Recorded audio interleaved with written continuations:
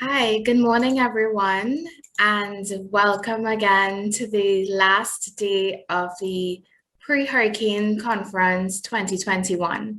As you know, I am Alini Timal. I'm the manager of the Caribbean Disaster Risk Management, and thank you for being with us today. So just quick reminders about simultaneous translation. Questions and answers you can access to the bottom of your screen, as well as the chat function. So you all are pros on this by now. So you know you can pose your questions as well as interact with the panelists using the chat. I am happy to introduce this unique session entitled Localization and National Societies Capacities, which will be moderated by our esteemed colleague, Gonzalo Aceriandio. Gonzalo is a humanitarian professional with more than 20 years experience in emergency response, preparedness, and development in Latin America, Asia, and Europe. He has been directly involved in more than 20 emergency responses, both natural and man-made, working through the IFRC as disaster management coordinator, working with the Norwegian Red Cross as regional and country representative, Save the Children at headquarters and at the field level, UNICEF, and a few Spanish non-governmental organizations. Thank you for being with us, Gonzalo. Glad to have you here. Thanks, Arlene. I'm going to swap to Spanish. Muchas gracias, Arlene, por la introducción, la apertura de esta sesión. Estoy muy contento y tengo mucha satisfacción al ver el gran número de participantes en esta sesión. A pesar de ya tener más de 2 días en esta conferencia, todavía sigue el entusiasmo y la participación muy activa. También me genera mucha alegría el formar parte de este panel con mis colegas que en un ratito voy a pasar a presentar y poder tocar un tema tan interesante y que nos ayuda a dar una mejor respuesta como sistema, como es el tema de la localización y las capacidades de las sociedades nacionales. El sentido de esta sesión es sobre todo el incrementar estas capacidades dentro de las sociedades nacionales y generar este esfuerzo colectivo entre la federación representada en la oficina regional, los clústeres, las delegaciones de cada país y los centros de referencia. Y por otro lado, conjuntamente con las sociedades nacionales y sus extensiones en filiales y su fortaleza reflejada con sus voluntarios. Creo que va a ser una sesión, espero que sea interesante, útil, cercana a sus realidades y también una oportunidad muy buena para aprender de nuestros panelistas que tienen un entendimiento y una experiencia en el tema de la localización que resulta muy relevante en el marco de la operación ETA-IOTA. Estoy feliz de contar con la presencia de Alexei Castro. Alexei es licenciado en Economía Agrícola por la Universidad Autónoma de Nicaragua. También es profesor de Economía y Finanzas por parte de la Universidad del Norte de Nicaragua. Tiene una amplia experiencia en proyectos de salud comunitaria, protección a servicios de salud, gestión de desastres, prevención y mitigación de las consecuencias humanitarias de la violencia. Y bueno, actualmente es el director general de la Cruz Roja hondureña, pero anteriormente ha desempeñado diferentes cargos en sociedades nacionales como la holandesa, la noruega, y también formó parte de la Federación Internacional.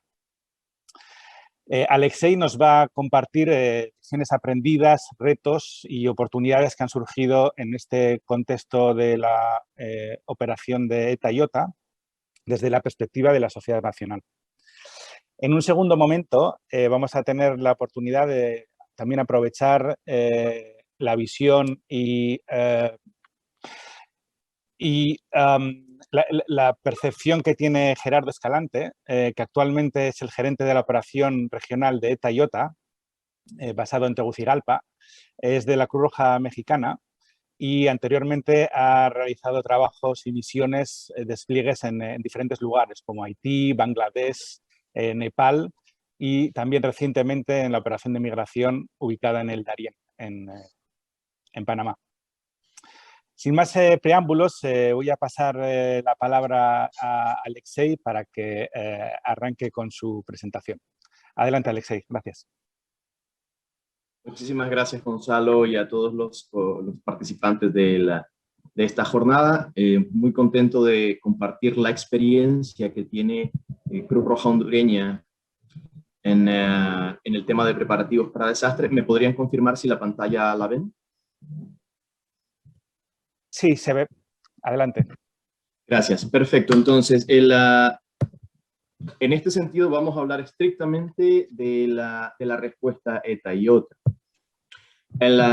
Muy rápidamente algunas estadísticas que probablemente muchos ya conocen y el reporte oficiales de los datos con el cierre de ambas tormentas tropicales. Eran 4 millones, poco más, de personas afectadas en Honduras, con más de 500,000 de personas evacuadas, casi 94,000 personas albergadas, más de 330,000 personas incomunicadas, desaparecidos, más de casi 124,000 personas rescatadas, casi 100 personas fallecidas. En infraestructura, pues ya se podrán imaginar inundaciones de este tamaño y tan cercanas una con otra, la afectación no puede ser baja. Entonces tuvimos en este caso más de 1,230 viviendas destruidas, puentes también, edificios y demás. Eso es como el contexto general de lo que nos dejaron ambas tormentas al llegar. Por supuesto, dentro de casa también tuvimos, como Cruz Roja también tuvimos afectaciones y aún así, pues nuestra sociedad nacional activó en la operación más de 1,400 voluntarios directos en todos los temas de rescate, evacuación, búsqueda. En la evaluación de daños y análisis de necesidades, más de 1,000 voluntarios, y como les mencionaba, dentro de nuestra afectación, la zona que fue impactada por ambos huracanes, pues nos llevó a 1,100 voluntarios afectados, 154 damnificados. Edificios afectados de Cruz Roja Hondureña, 26, con 9 sufrieron daños importantes. Es un poco para que tengan el contexto. Un dato adicional, esta zona afectada es el corazón de la industria en Honduras, entonces provoca todo un efecto dominó en el tema de acceso, recursos, empleo, y afecta no solamente a las personas que están circunscritas dentro del área inundada, sino también a todas aquellas viviendas o servicios que dependen de esta zona por ser de tan importancia económica en el país. Muy rápidamente algunas de las cifras que nosotros podemos ofrecer. Cruz Roja Hondureña pues, logró evacuar a más de 11,700 personas, hizo más de 4,700 rescates acuáticos, 147 rescates aéreos, se apoyaron 136 albergues. En el momento de la primera respuesta se lograron reconectar 284 personas con contactos entre familiares y se distribuyeron en esa primera fase 800 kits de higiene. Quiero hacer una pausa y mencionar que esto no lo hicimos solos, lo hicimos como parte del Sistema Nacional de Respuesta que tiene Honduras. Somos parte de ese sistema, pero también vinculado a los mecanismos globales de respuesta. Por ejemplo, en los rescates aéreos, algunos de ellos incluyen, y fueron gracias al convenio que tiene el Secretariado de la Federación con Airbus, quienes nos pudieron brindar varias horas de helicóptero gratis, como parte de la responsabilidad social empresarial de Airbus para la evacuación y atención de la emergencia como tal. Eso permite evidentemente un mejor posicionamiento de la sociedad nacional frente al público, a la sociedad, pero más allá de eso, ser más pertinentes y más eficientes en la respuesta inmediata. Al llegar la operación, por supuesto, después del primer huracán, e inician las primeras evacuaciones, se despliega un grupo de personas que a lo largo de la emergencia, durante los primeros meses, construyeron este esquema. Si pueden ver ustedes ahí en pantalla, este es el grupo de expatriados que el secretariado puso a la disposición de la emergencia en Honduras. Entonces tenemos un gerente de operaciones, un coordinador operativo con todas esas áreas transferencia de efectivo, protección, género e inclusión, medios de vida, agua y saneamiento, salud, alojamiento, relief, logística, con la ERU por supuesto, y luego lo demás tenemos una ERU clínica, una ERU y EROS en agua. Esto es lo que el secretariado con el movimiento y el mecanismo global de respuesta pone a la disposición de la sociedad nacional tras el impacto de los huracanes. Lo que nosotros hicimos en este momento, un poco para aprender de todos los colegas que llegaron, para enseñarle a todos los colegas que llegaron y sostener la operación, fue lo que le llamamos nuestro modelo espejo. Significa que por cada miembro que el secretariado puso en Honduras para apoyar los distintos sectores de intervención, nosotros también colocamos a un miembro nuestro de Honduras a su lado como un espejo, precisamente para poder aprender y compartir de la experiencia mutua. Y entonces este es actualmente nuestro organigrama como Cruz Roja Hondureña para poder continuar después de la primera respuesta las operaciones en el terreno. Entonces es bastante parecido y eso nos permite agilizar la calidad de la intervención, construir mejores relaciones con los beneficiarios y con el sistema, pero también aprovechar al máximo los recursos disponibles, humanos, financieros y logísticos en terreno. Además que todo este conocimiento se queda dentro de la sociedad nacional y explorando la posibilidad de fortalecer las capacidades de respuesta de Cruz Roja Hondureña para poder hacer despliegues, al menos en Centroamérica, si hubiesen mayores, ojalá que no, pero mayores catástrofes en los próximos años. Este es un pequeño resumen de las ERUs que llegaron. Tuvimos un despliegue de 114 delegados en distintas áreas y sectores de intervención. Fueron 6 ERUs las que nos acompañaron durante los primeros meses de la intervención en los sectores que ya mencionamos, con distintas nacionalidades. Eso, como les mencioné, permitió que Cruz Roja Hondureña y el sistema global de respuesta brindara de manera eficaz, eficiente y de forma muy pertinente la atención a todas las personas afectadas y damnificadas en tiempo real. Bueno, en este momento, después de la primera respuesta, hoy en día estamos en la fase de recuperación temprana. Eso significa que ya a la fecha de hoy, todos los delegados, salvo nuestro querido Gerardo Escalante, todos los delegados expatriados ya regresaron a sus hogares hace algunos meses. Y ya la operación está en manos 100% de Cruz Roja Hondureña, con la coordinación también del secretariado, con su figura del coordinador regional basado en Honduras.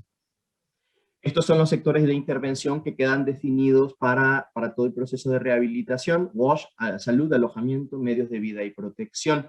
Eso significa que de aquí en adelante hasta finalizar la intervención serán los sectores donde vamos a continuar laborando hasta principios del próximo año. Muy brevemente les comparto esta imagen. Esas son las zonas donde se activaron nuestros consejos, que son 15 departamentos en el país, de los 16 que tenemos, con 55 municipios. Cada uno tenía asistencia en función de las necesidades que presentaban. Algunos eran solo WASH y otros eran WASH con Health o Health con Cash Transfer. Dependiendo de las necesidades presentadas, esa era la intervención, con la extensión de cobertura de nuestros consejos, que en este momento Cruz Roja Hondureña contamos con 53 consejos en todo el país. Esas son las cifras con las que cerramos la asistencia. Como podrán ver, 315,000 personas atendidas. Eso para nosotros nos llena de mucha satisfacción, porque de 4 millones de personas afectadas hemos atendido 315 en 15 departamentos y 50 municipios, con 18 puntos de distribución de agua y en total más de 63,000 familias. Estas son las cifras con las que estamos cerrando el informe a la fecha, y por supuesto las cifras van a seguir cambiando en función de la asistencia que continuamos brindando a lo largo de este año y a principios del próximo año. En las emergencias, como todos sabemos, también tienen oportunidades de aprendizaje, de crecimiento, traen muchos retos, sí, pero también hay oportunidades que pueden ser aprovechadas de la mejor manera para justamente potencializar la respuesta en sí mismo. Y una de ellas fue la aprobación de la ley para la facilitación de asistencia humanitaria internacional en caso de desastre. Desde hace un par de años, con el apoyo del Secretariado de la Federación y fondos de Zurich, nosotros hemos venido trabajando en el país con la elaboración de esta ley. El contexto de la emergencia permitió que los legisladores rápidamente aprobaran la ley y no solo beneficiara la asistencia de Cruz Roja, sino también que benefició y de aquí en adelante igual a todas las organizaciones que también hacen asistencia humanitaria y recuperación inicial. Significa que facilitan los mecanismos de importación de insumos, bienes, activos, pero también el ingreso de personal expatriado de manera rápida y expedita para la emergencia. Igual la expatriación de insumos que no van a quedarse aquí, sino que son parte de del equipment que traen los expatriados o los respondedores. Eso nos permite a nosotros también posicionarnos como sociedad nacional, pero sensibilizar a los legisladores que es súper importante tener leyes pertinentes, ágiles y prontas para facilitar la respuesta inmediata en cualquier situación. Bueno, una copia muy rápida de la Gaceta, donde fue publicado la ley como tal, y actualmente pues está en vigencia desde finales del año pasado. Muy rápidamente, estas son las cifras con las que contamos para la operación. La operación en Honduras tiene haciendo un monte a 11.200.000, poco más de dólares, de los cuales 8.300.000 son parte del llamamiento internacional, que está dividido entre el aporte en efectivo y los costos de despliegue. Pero también Cruz Roja Hondureña, con un esfuerzo importante, tocó puertas de embajadas, empresa privada, academia, organismos no gubernamentales, organizaciones internacionales, y con eso logramos de manera bilateral obtener poco más de 2.800.000 dólares que se suman a los fondos ya garantizados por el llamamiento. Eso nos da también más fuerza para mejorar la calidad de respuesta en el país. Estos son muy rápidamente algunos de los grandes socios y cooperantes que nos brindaron su apoyo en la familia Cruz Roja, como pueden ver ahí, el gobiernos internacionales, ONGs, la academia, como lo mencioné, el gobierno de Honduras, por supuesto, organismos internacionales y empresa privada. Algunas lecciones aprendidas muy brevemente. Primero, el sistema global funciona. Significa que antes que llegara el primer huracán, ya el secretariado había desplegado a un miembro, en este caso nuestro estimado Gonzalo, había desplegado un miembro del secretariado en Honduras para poder monitorear el huracán una semana antes que este tocara tierra. Eso significa que nos permitió activar nuestros planes de respuesta, permitió activar a nuestros consejos y filiales en función de la trayectoria estimada del huracán y comenzar a preparar rápidamente los mecanismos de respuesta. Luego, ¿qué ocurre? Bueno, con el primer impacto comienzan nuestras acciones de intervención, de primera respuesta, y a la espera del segundo. Con un análisis bastante importante, esperamos, como dice nuestro presidente nacional en Honduras, esperamos apretar el botón para el despliegue de la CERUS en su totalidad.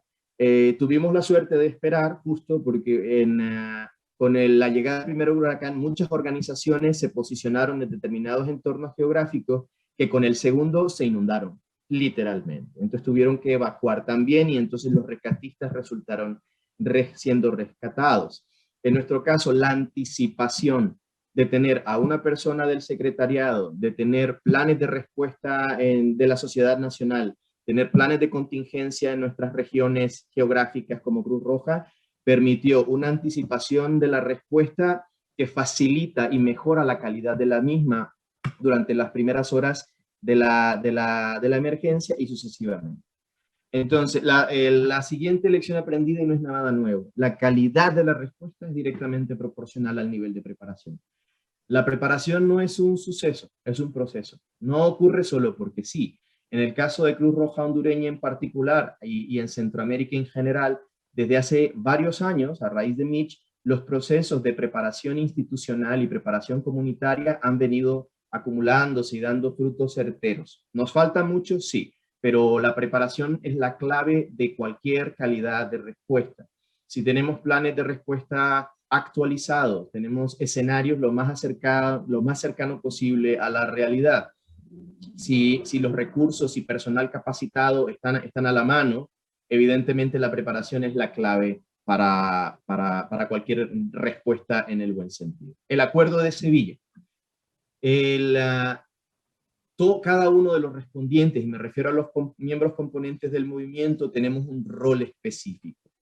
Si todos respetamos el rol específico que tenemos en las distintas circunstancias en los países, la respuesta va a ser mucho mejor y en beneficio de las personas afectadas.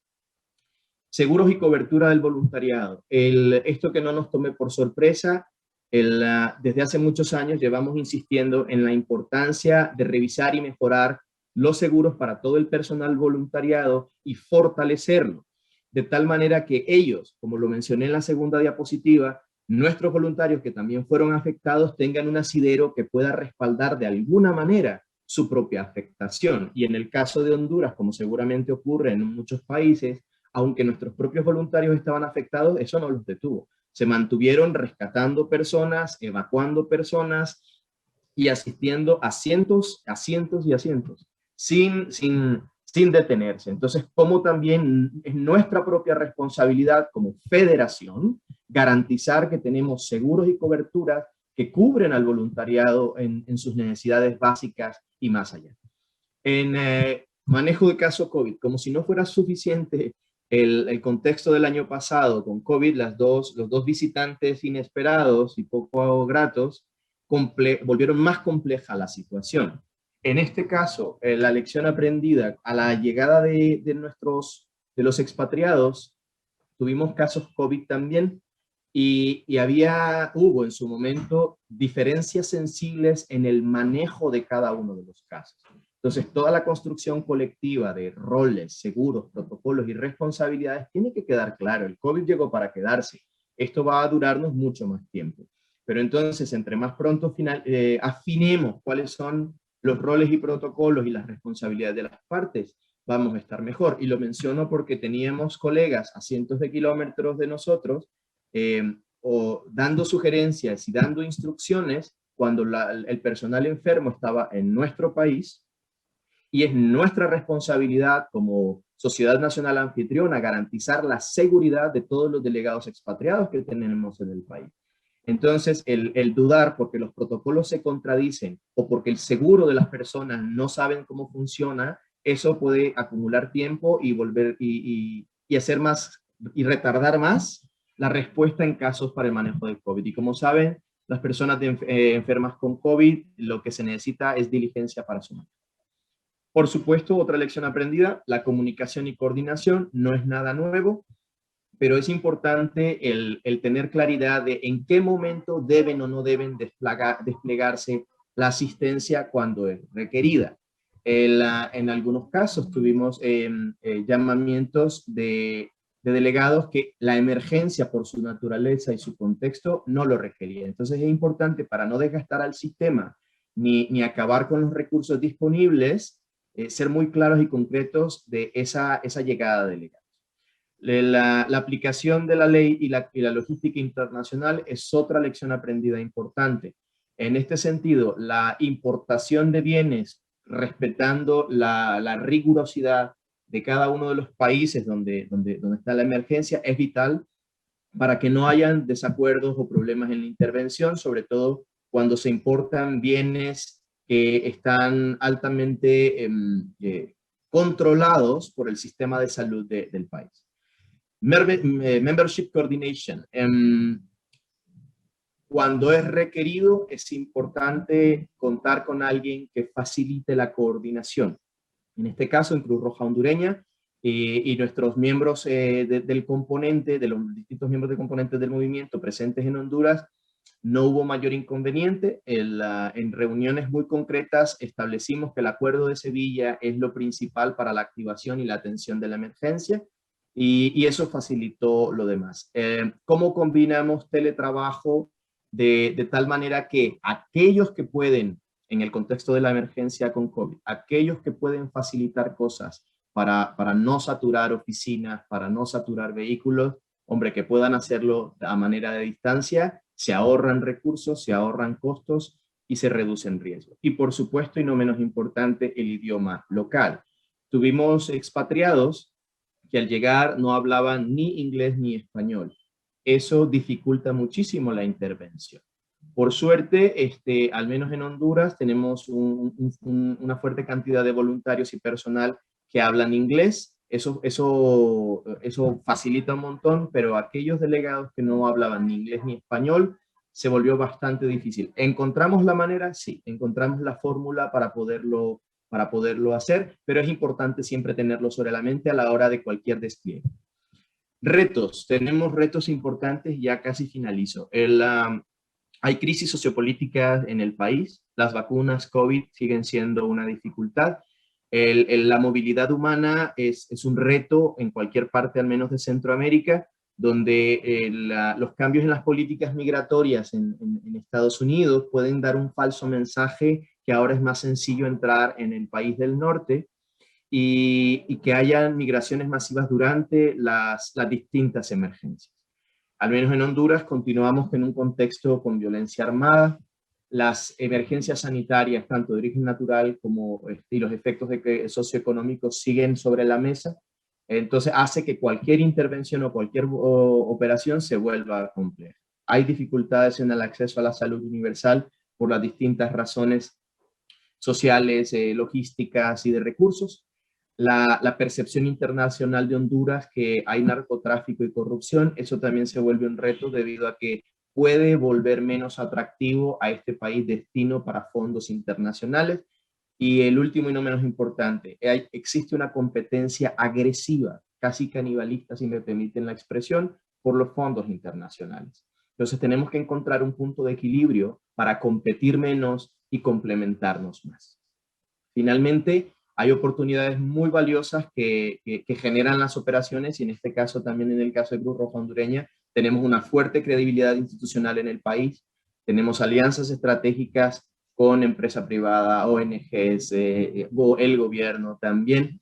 Nuestro rol auxiliar es muy sensible, muy sobre la mesa, la gente lo reconoce y nos facilita seguir trabajando. Contamos con un talento humano y capacidad de gestión muy fuerte y por supuesto nuestra cobertura, tener 53 consejos en el país, nos da una extensión de cobertura que ayuda a cualquier intervención.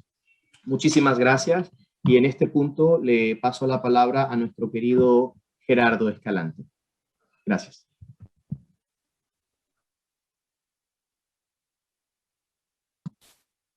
¿Qué tal?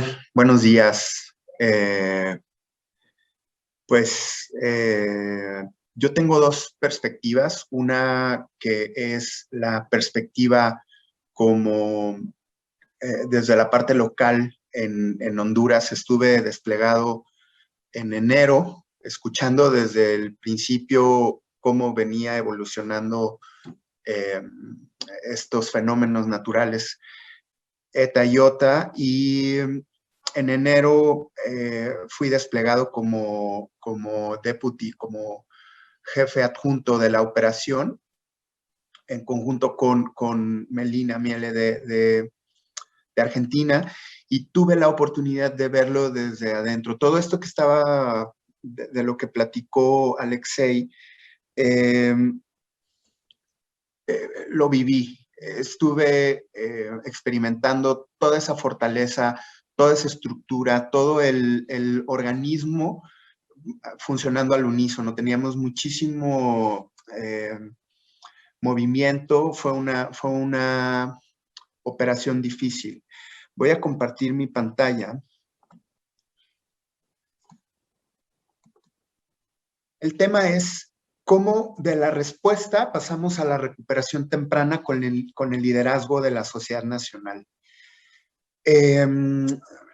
Ya de los detalles técnicos de la recuperación temprana lo hablará un poco más Gonzalo, pero lo primero era como poder identificar toda esta estructura que se creó para ponerles en contexto, tiene un equipo, la Cruz Roja hondureña, de 40 personas, casi 40 personas trabajando en la operación. Es una operación muy grande, entiendo, la segunda operación más grande después de Mitch. Lo que significa también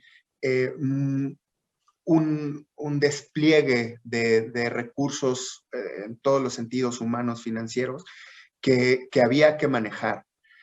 Y ahí es donde levanta la mano la Sociedad Nacional y dice, a ver, vamos a estructurar algo para medir la capacidad. Y definitivamente la capacidad era más que suficiente, ha sido y sigue siendo más que suficiente. Eso está demostrado.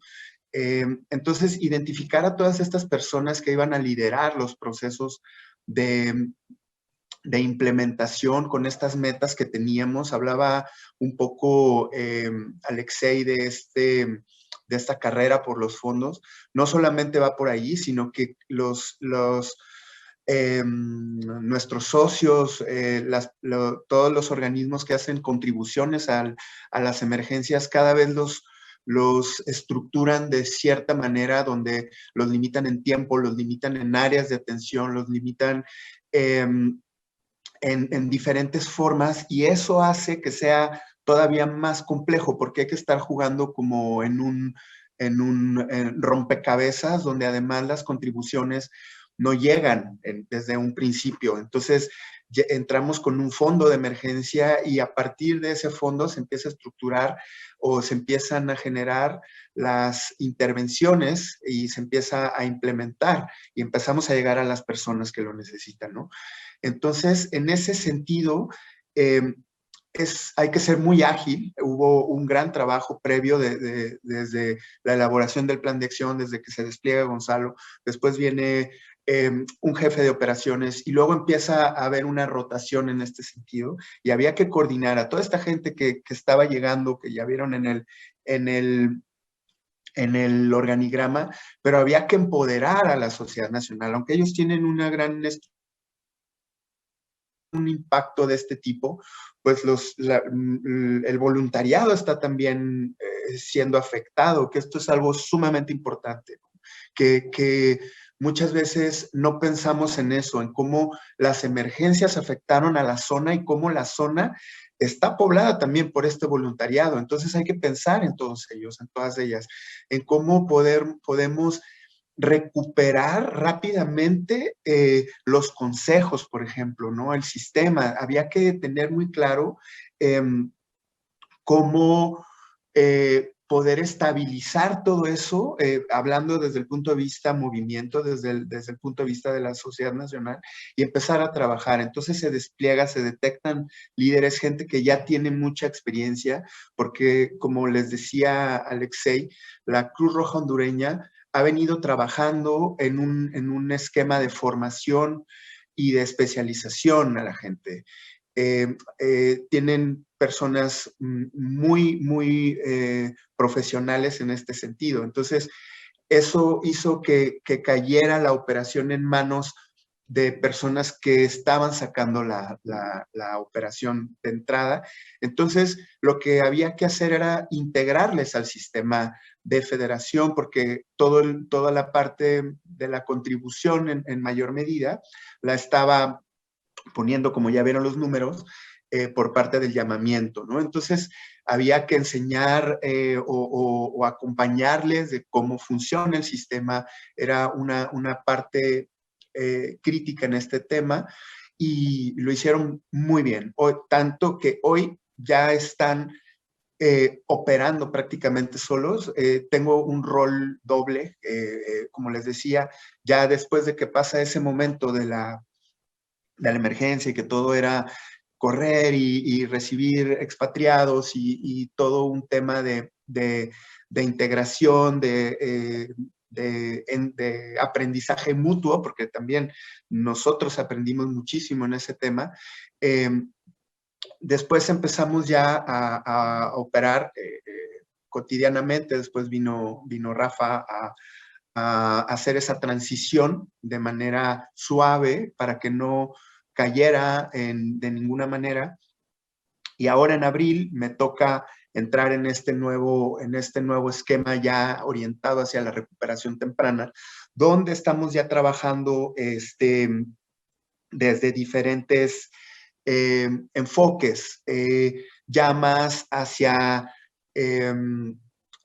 la recuperación de los medios de vida, siguiendo una evaluación continua, monitoreando las acciones, viendo qué impacto hemos tenido, aprendiendo, haciendo también. Hubo muchas cosas, muchos elementos que nunca se habían hecho en la sociedad nacional o que eran nuevos para la sociedad nacional y nuevos también en algunos temas para nosotros. Entonces había que empezar a pensar en nuevos mecanismos para llegar a la gente en mayor medida y más rápido, ser pertinentes, ser eficientes. La rendición de cuentas es sumamente importante. Entonces aquí habían varios retos porque había una situación donde el equilibrio entre la implementación y la rendición financiera por todo ese volumen tan alto que hubo de implementación y de inversión en las comunidades, pues había que rendirlo ahora, porque esa es parte, no solamente es llevar la ayuda a las personas, sino que es toda una estructura que hay que hacer, ¿no? Entonces, en ese sentido empezamos a trabajar y hoy empiezan ya en este modelo de recuperación, ya también es tomar un respiro. Todos estos fondos de los que les hablaba se redujeron y ahora podemos empezar a trabajar de una manera más equilibrada. Eso nos permite ir afinando detalles estratégicos de la operación, cómo empezar cómo revisar este llamamiento. Ahorita nada más les estoy hablando de Honduras. Ahorita les voy a platicar de la perspectiva regional. Entonces, esto ha permitido como una homologación de criterios, una alineación en toda la estructura, ¿no? Empezaré ahora a hablar desde el punto de vista regional. Cuando llego aquí, eran como 3 operaciones prácticamente. Cada país estaba trabajando de manera aislada en su propia operación. Entonces había que integrar los 3 países y había que empezar a reportar, empezar a alinear estos indicadores financieros, empezar a estructurar un medio de comunicación donde todos fluyéramos con la misma información. Entonces, ese trabajo fue el primer mes prácticamente, pero me doy cuenta que también cada sociedad nacional tenía la misma composición. Integraron personas, por ejemplo, en Nicaragua me di cuenta que habían integrado personas que no venían con experiencia en el movimiento a liderar o que estaban... que tienen una capacitación técnica buenísima, pero que faltaba ese acompañamiento desde el punto de vista sistemático del movimiento, pero estaban haciendo un trabajo increíble, ¿no? Entonces había que afinar estos detalles y aprovechar estas competencias y todo este ímpetu, y lo mismo pasó en Guatemala. En cada país se pone se estructura un jefe de operación con un equipo de trabajo y después el equipo de la sociedad nacional. Prácticamente nosotros somos un ente facilitador dentro de la sociedad nacional. Estamos colaborando con ellos, tratando de hacer más ágiles los procesos financieros, los procesos de rendición, los procesos de compra, como observando las rutas críticas que tiene cada proceso de implementación y trabajar en ese sentido. Todo esto tiene que ver con el liderazgo que ya tiene la sociedad nacional y enfocar en que las comunidades, todos estos recursos que estamos invirtiendo en las comunidades, llevando a las comunidades, empiezan a llevar a la comunidad a salir del atolladero, ya no de la fase de emergencia, sino a esta recuperación, un modelo que se empezó a trabajar en las comunidades era que ellos mismos reconstruyeran su casa. Hicimos un programa de transferencia monetaria en Honduras donde se les daba un voucher en efectivo a través de una tarjeta donde se les daba dinero para la reconstrucción de sus letrinas o de su baño, la reconstrucción de sus techos, de su casa, para necesidades básicas. Se firmaban acuerdos donde hay un monitoreo constante de esto para que la gente se sienta también empoderada, porque no solamente es resolverles el tema, es que ellos decidan cómo lo quieren resolver, que ellos decidan de qué manera, siempre con un acompañamiento técnico, que esto es sumamente importante, y aquí es donde el liderazgo de la sociedad nacional en la recuperación es sumamente importante, cómo se alinea con la comunidad y cómo estrechan este lazo, en los 3 países lo estoy viendo, este lazo es tan estrecho con la comunidad que les llaman y les preguntan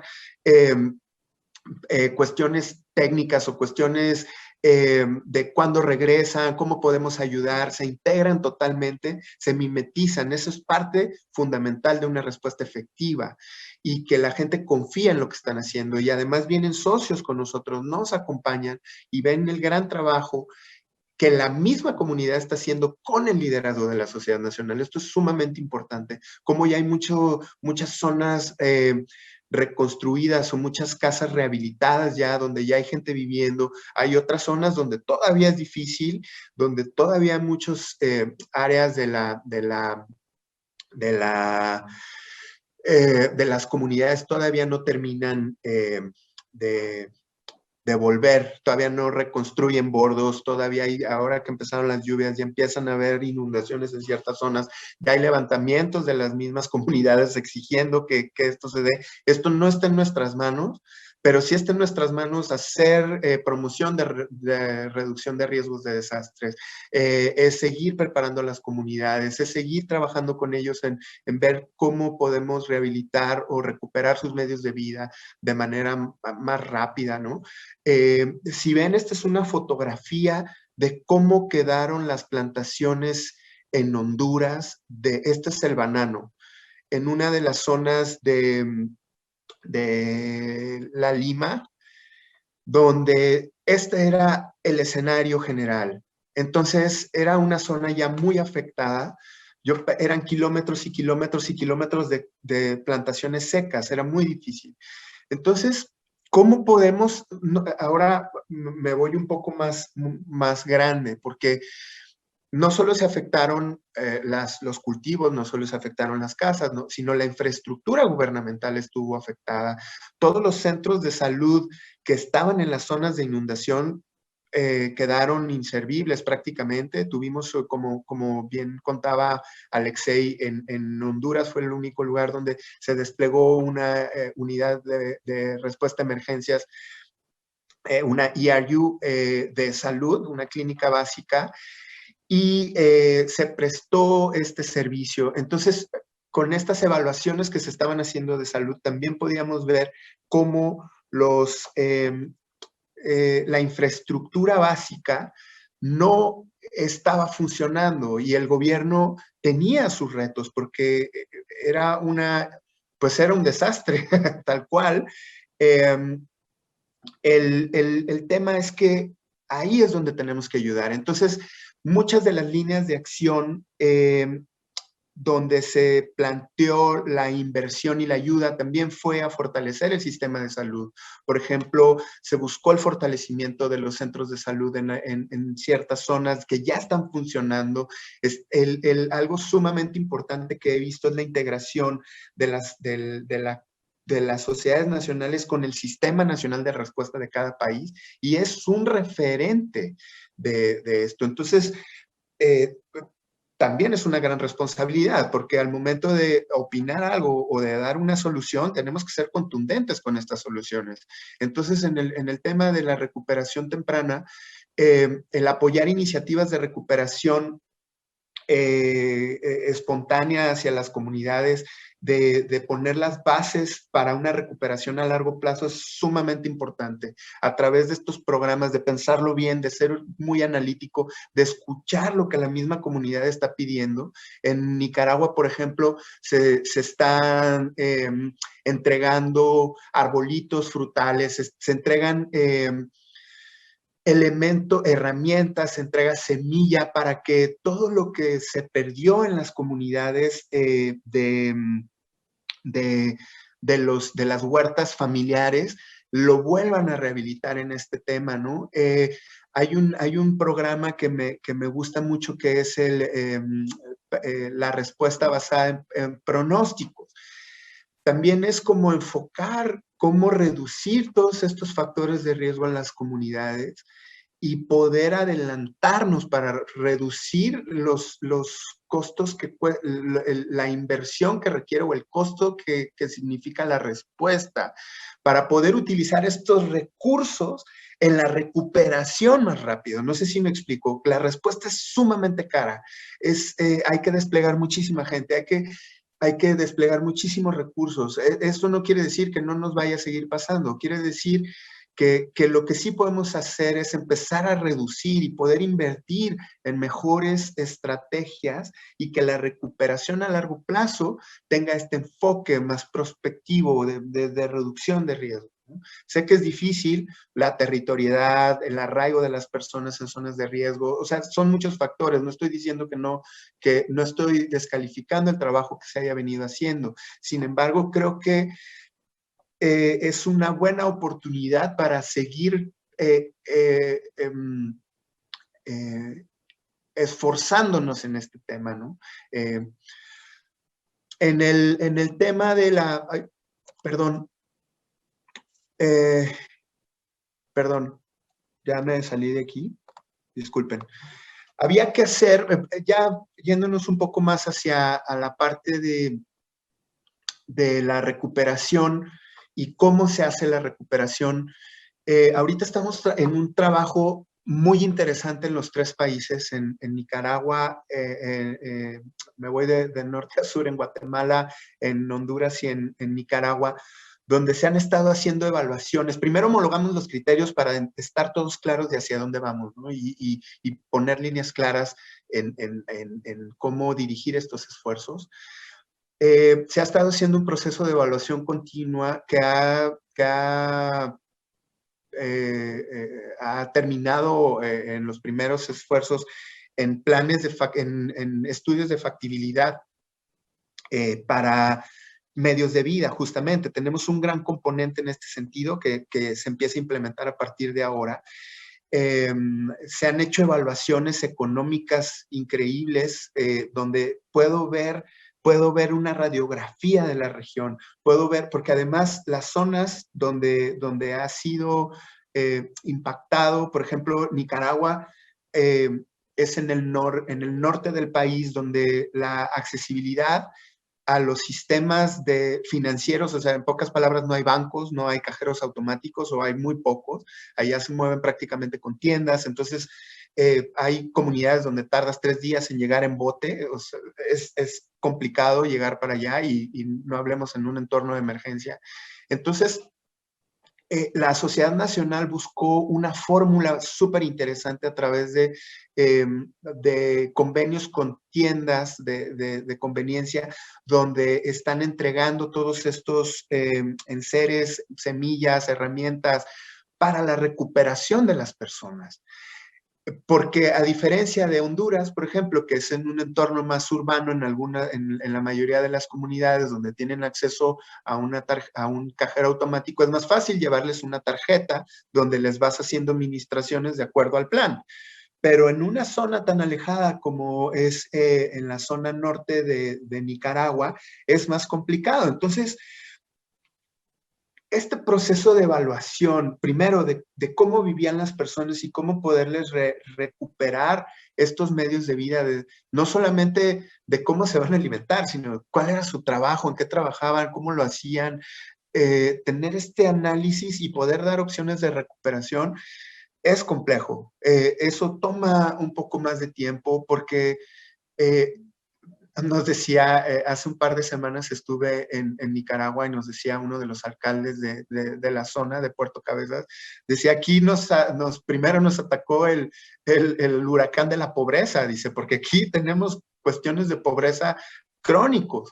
Entonces vienen estos dos amigos huracanes y nos mueven el tapete, dice, somos fuertes, pero necesitamos de su ayuda. Me daba mucho gusto ver cómo recibían estos arbolitos, porque es el medio de sustento y además se dedican a la granja, se dedican a sus tierras, ¿no?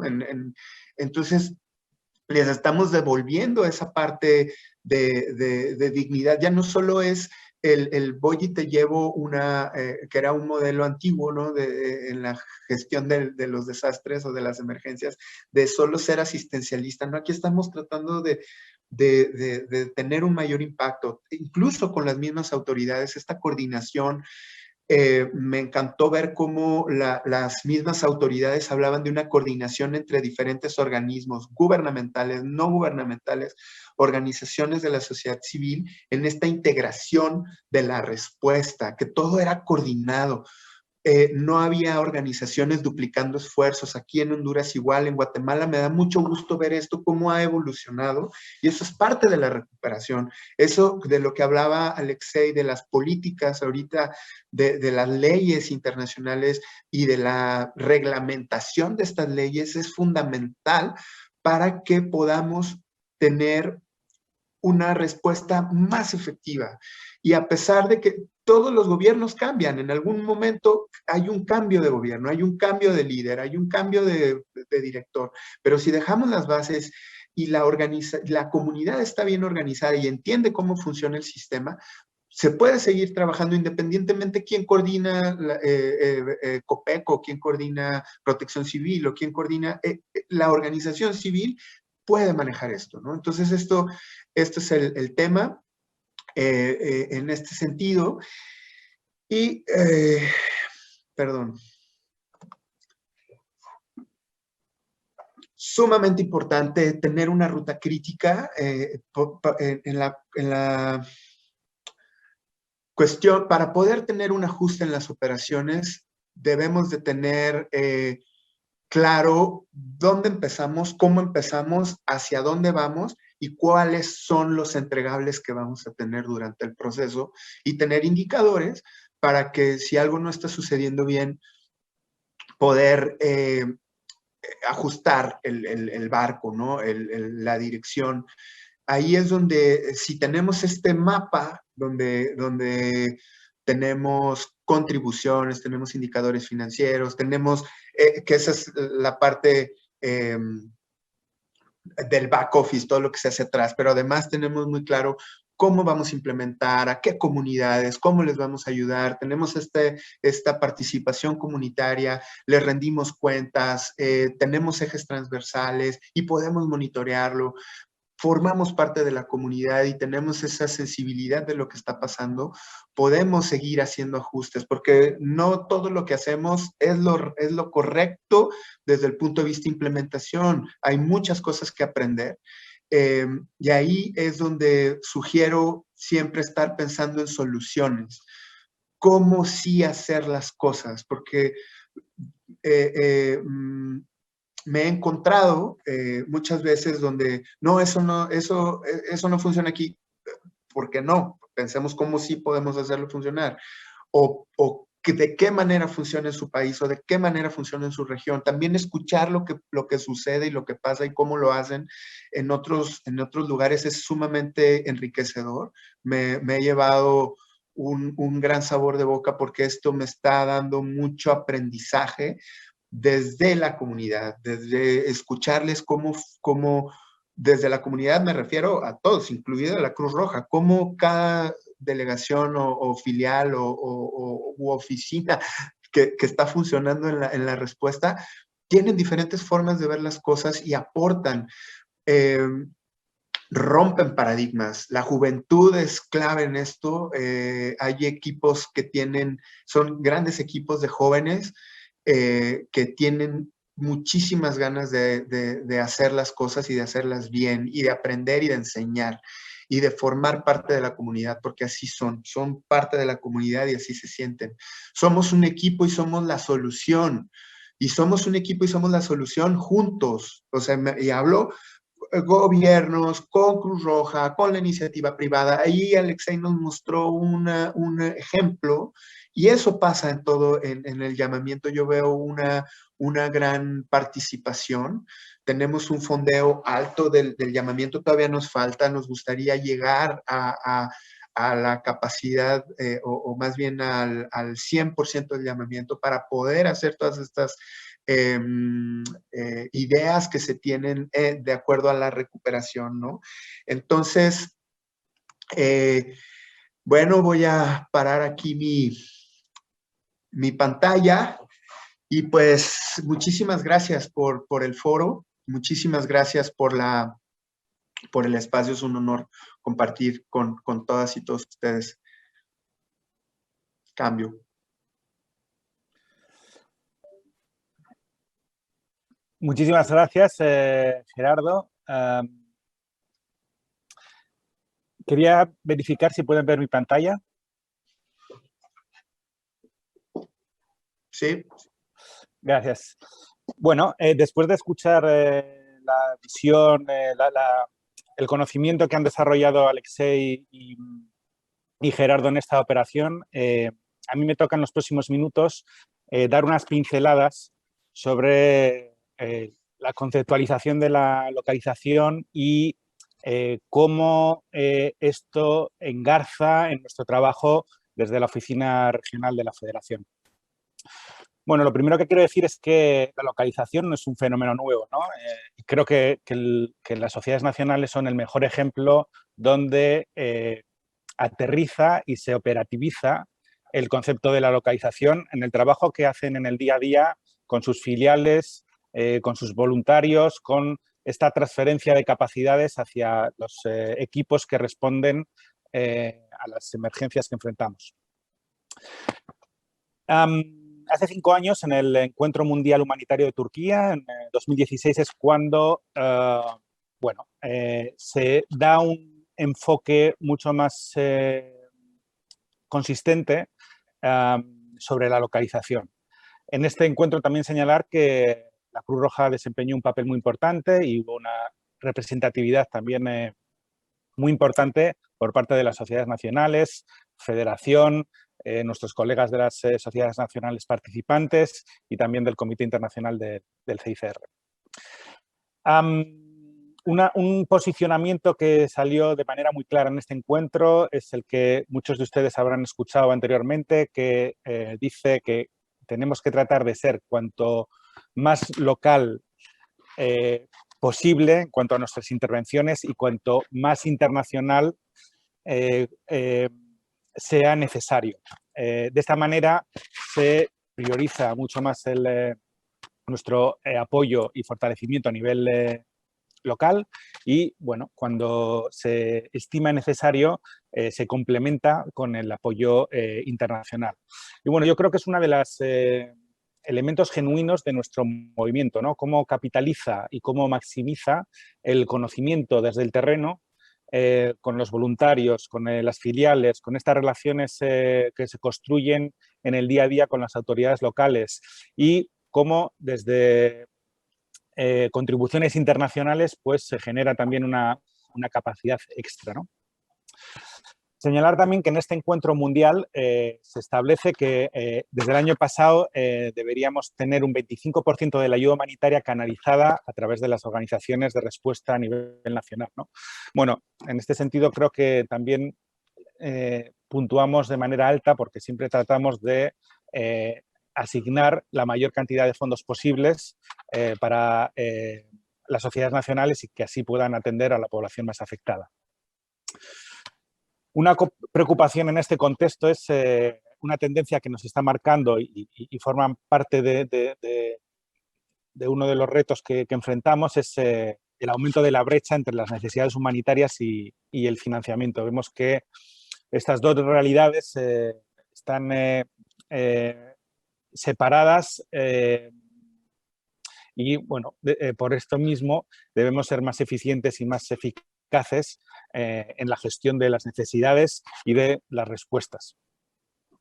Luego, también señalar que en este marco de localización también tiene mucho sentido los elementos que hemos vivido también en los últimos meses, ¿no? Con la limitación de acceso que genera el COVID y también la situación en algunos países que hay limitaciones respecto a la obtención de visados y permisos para la entrada. Permítanme también compartir brevemente unas líneas sobre lo que es la definición de la localización, ¿no?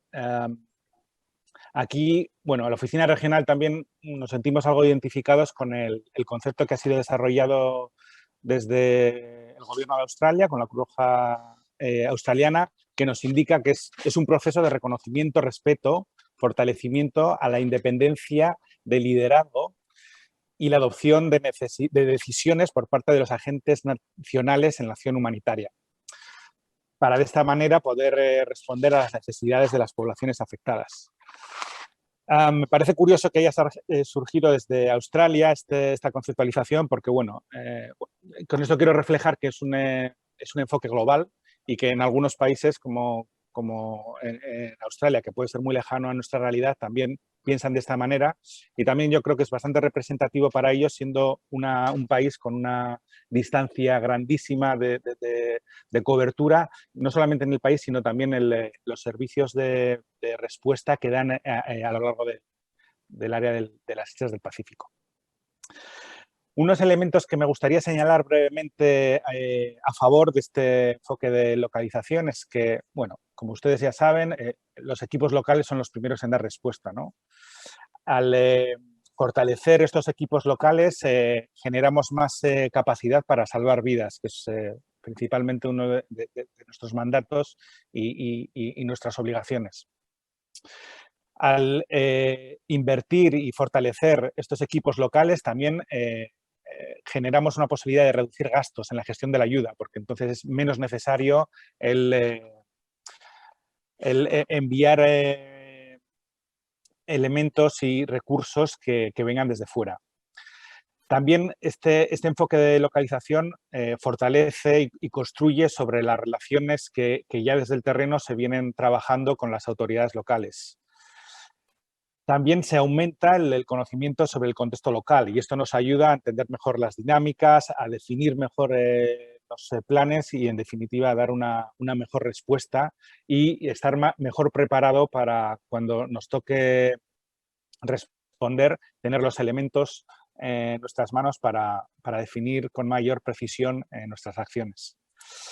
Claramente también la localización nos ayuda a tener un mejor acceso a las comunidades más afectadas.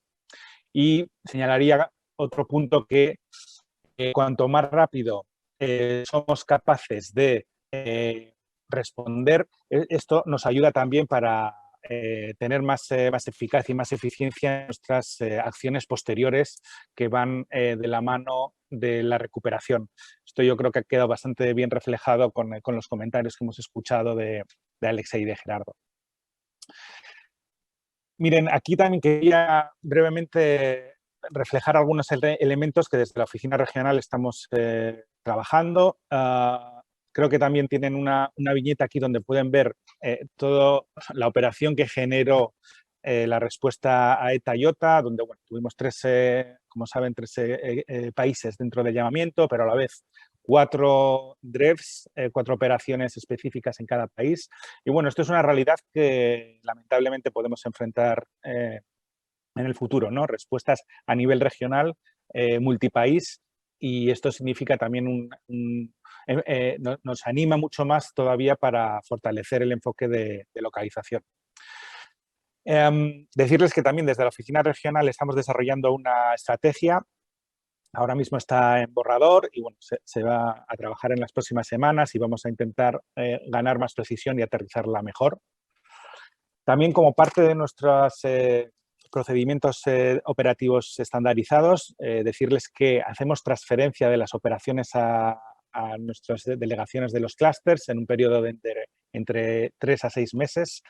El ejemplo de Toyota es uno más, donde ahora ya está en las manos del clúster, de la delegación del clúster de Centroamérica, tras unos meses en los cuales la oficina regional ha desempeñado un papel más protagonista, pero ahora mismo es el clúster el que lo lidera junto con las sociedades nacionales. También creo que como parte de este enfoque de localización es una exigencia por parte del secretariado de nuestro involucramiento, ¿no?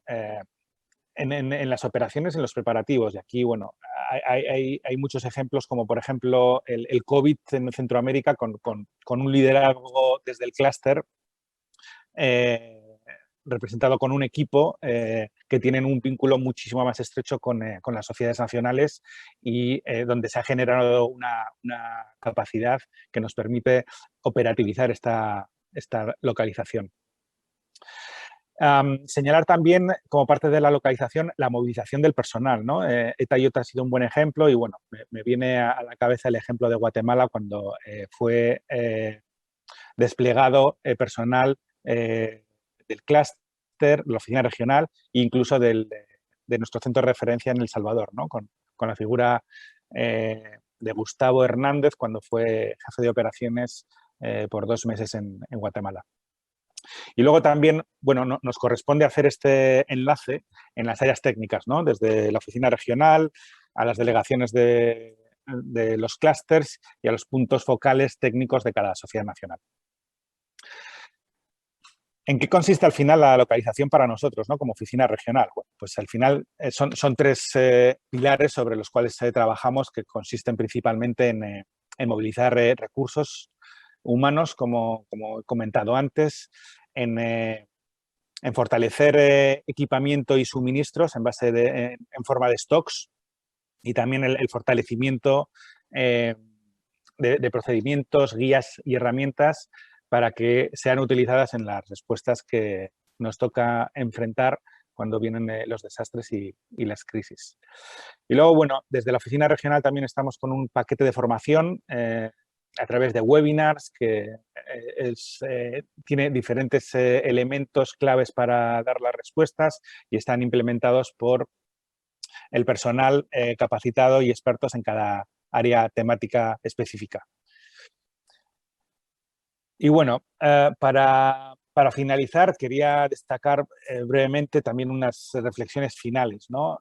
Sobre localización. Y esto quería destacar que gracias a este enfoque también lo principal es que nos ayuda a dar una respuesta más eficaz y eficiente y, bueno, que forma parte de la identidad de nuestro trabajo como movimiento, ¿no? Y, bueno, no es un elemento aislado, ¿no? Tiene también sus vínculos con otros procesos que siguen caminando, como son, por ejemplo, el desarrollo de las sociedades nacionales, el OCAC y BOCAC, la preparación para una respuesta más eficaz, todo el tema de search y el despliegue en equipos de respuesta rápida, el liderazgo, el trabajo con voluntariado, también iniciativas que estamos desarrollando con el liderazgo de mujeres en operaciones de emergencia y ahora mismo también una iniciativa dentro del movimiento con un programa piloto de partenariado. Y, bueno, señalar también que nos corresponde trabajar sobre el siguiente eslabón, ¿no? Dentro de nuestro sistema de respuesta para al final dejar una transferencia y un conocimiento y una capacidad más en las personas que están más cercanas a las comunidades con las que trabajamos. Hasta aquí quedaría la presentación y bueno, ahora pasamos a atender algunas preguntas que hayan podido surgir. Y en este sentido, la primera que querría realizar es una que quizá pueda responder Alexei, que pudiera ser nos pregunta nuestro compañero Drew de la Cruz Roja Americana que si nos pudiera detallar qué es lo que falta para haber tenido una coordinación de la membresía para haberla hecho todavía un poco más sólida, más consolidada. Alexei, ¿alguna reflexión sobre esto que pudieras compartir con nosotros, por favor?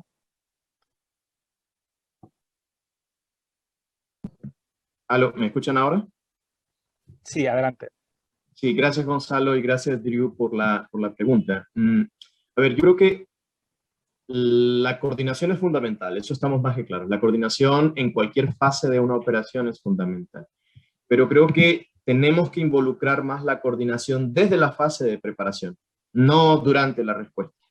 Entonces, esa es la primera gran reflexión que tengo. Si vamos sentando las bases para la coordinación desde la fase de preparación y hasta incluyéndola en los planes nacionales de respuesta o los planes de contingencia, la cosa va a funcionar mucho mejor. Esa es la primera. El trabajo local o el trabajo en cada país como movimiento tiene que estar previo ante cualquier evento, no durante ni después. Entonces significa que ¿cómo hacerlo pertinente y más eficiente?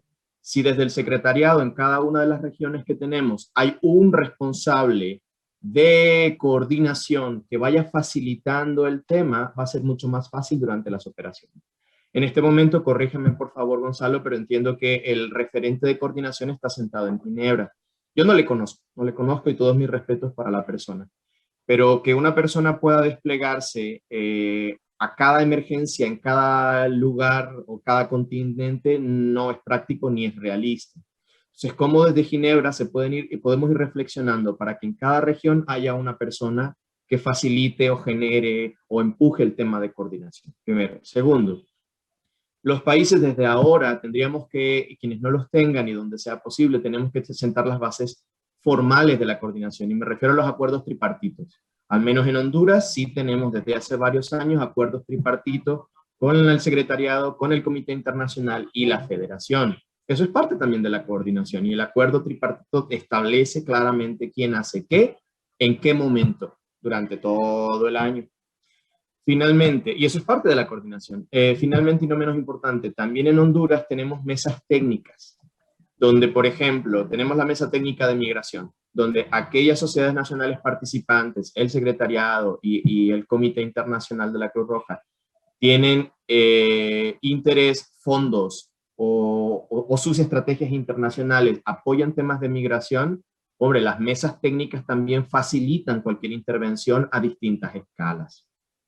Entonces, todo eso, ¿cómo fortalecemos los trabajos? Como movimiento tiene que hacerse desde antes, no durante ni después. Claro, durante y después también, pero con una previa preparación. Como les decía, la preparación no es un suceso, no ocurre porque sí. La preparación es un proceso y la coordinación tiene que ser parte de ese proceso. Gracias. Sí, definitivamente. Totalmente de acuerdo. Y también nosotros como federación es nuestra responsabilidad generar esos enlaces y esa agilidad en la coordinación para para asegurarnos que todas las piezas están bien enganchadas y el sistema funciona adecuadamente. Siguiendo un poco, aprovechando que has tomado la palabra, Alexei, una pregunta también que nos surge es si pudieras dar alguna recomendación a otras sociedades nacionales, ¿no? Para operativizar, basado en la experiencia que has tenido, para operativizar el enfoque de la localización. Algo que podrías compartir y que otras sociedades nacionales lo pudieran tener en cuenta si se enfrentan a estas situaciones. Ahora sí, de nuestro lado otra vez, la gran diferencia que tuvimos es los planes, el Plan Nacional de Respuesta, pero también nuestros planes regionales de contingencia. Esa creo que es la clave. Y como lo decíamos en una de las sesiones de esta semana en la Prehuracanes, no es posible, porque no lo es, integrar todos los detalles en los escenarios de cada uno de los planes de contingencia o de respuesta, pero es un esfuerzo importante de dejar claridad quién hace qué. Eso es lo primero. Segundo, cómo a través de distintas iniciativas con los sectores de gobierno y o con organizaciones internacionales y o también con el secretariado, se fortalece la capacidad de las sociedades nacionales per se. Entonces, y ahora, en las últimas reuniones de Junta de Gobierno, hay una línea muy clara y muy fuerte, donde el fortalecimiento de las sociedades nacionales es prioridad 1. Está sobre la mesa. Entonces, todo lo que hagamos tiene que permitir el fortalecimiento de la sociedad nacional, de tal manera que que no ocurra como en operaciones pasadas que todos hemos estado y hemos vivido y participado, donde llega el despliegue de delegados, hacen su intervención muy bien y luego se van. Y no queda capacidad instalada en los países. Eso tiene que cambiar. Y tiene que cambiar radicalmente y ya. No, que es muy útil, por supuesto, pero si no queda ningún tipo de capacidad o la sociedad nacional no queda fortalecida, eso es un problema sensible para darle continuidad a la operación y las que vienen. Gracias. Gracias, Alexei. Sí, un trabajo conjunto, ¿no? Y aparte, al enfrentar situaciones tan adversas con tantas necesidades, este hermanamiento, este trabajo codo con codo, como lo han trabajado en Honduras, es muy buen ejemplo. Una pregunta más también para Gerardo, que nos surge desde la audiencia. Nos preguntan cómo se puede ser más resiliente, ¿no? ¿Cómo podemos anteponernos a las dificultades en el liderazgo de las emergencias? ¿Qué nos podrías decir desde tu punto de vista, Gerardo?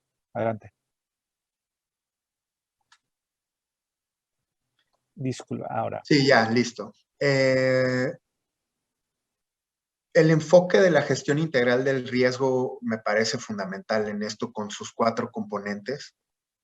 El tener muy claro, el tener un análisis de riesgo previo de a qué estamos expuestos y cómo poder hacerle frente a qué recursos tienen las comunidades, identificar las vulnerabilidades, eso es base. Tener claro de dónde partimos. Tener un componente fortalecido de reducción de riesgos de desastres con esquemas de prevención, con preparación para ello, también es fundamental. Sin ese componente, la resiliencia no se va a dar porque nos va a pegar duro. Prepararse, como hablaba Alexei hace un momento, tener una claridad de cómo vamos a manejar las emergencias y los desastres, las crisis en nuestras comunidades, es muy importante. Profesionalizarnos. El esquema anterior, donde era con muy buena voluntad, con muy buenas ganas, no, hay que meterle ciencia a la respuesta, hay que prepararnos cada vez mejor, hay que prevenir lo que está pasando antes de que suceda. O sea, el manejo de los desastres no empieza con la respuesta, empieza con estos 2 pasos anteriores.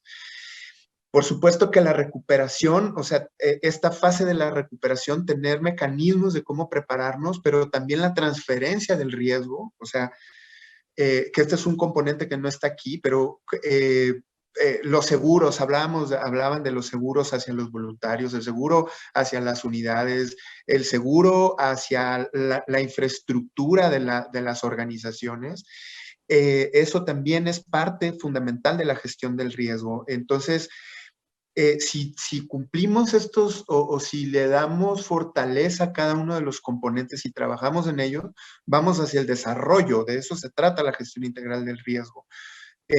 Entonces, para ser más resilientes hay que trabajar con todos los componentes, no hay que dejar ninguno fuera. Es como tener los brazos súper fuertes y las piernas débiles, o una pierna súper fuerte y no sé quién se ha fracturado una pierna, pero después de dejar de usarla se debilita. Entonces, hay que rehabilitar esa pierna para que el cuerpo entero funcione bien. Esa es una analogía. Imaginemos que se nos fracturó una pierna al momento del impacto, que es el desastre, y hay que rehabilitarla. Y la resiliencia es si tenemos una buena complexión física, si nos alimentamos bien, vamos a salir adelante. Lo mismo pasa con las comunidades. Entiendo que Latinoamérica tiene una cuestión de pobreza que hace, y de otros temas de vulnerabilidad, otros sectores minoritarios que desaparecen con los desastres. Hay que darle fuerza a todo esto. Los ejes transversales de protección, género, inclusión, por ejemplo, y la participación comunitaria y la rendición de cuentas, creo que son ejes que nos ayudan a ser resilientes, a sobreponernos más rápido. Gracias. Muchísimas gracias, Gerardo. Yo creo que ha sido muy ilustrativo también la comparación que has hecho con el cuerpo humano y con el sistema de respuesta que hacemos. Creo que es importante también señalar ese networking local, esas conexiones que se establecen para hacer que este tejido humanitario sea sólido y que pueda dar una respuesta más eficaz, más eficiente y con mayor calidad. Claro. Quiero dejar aquí ya las últimas palabras. Quiero agradecer muchísimo la participación de Alexei Castro, de Gerardo Escalante, felicitarles por el trabajo que realizan.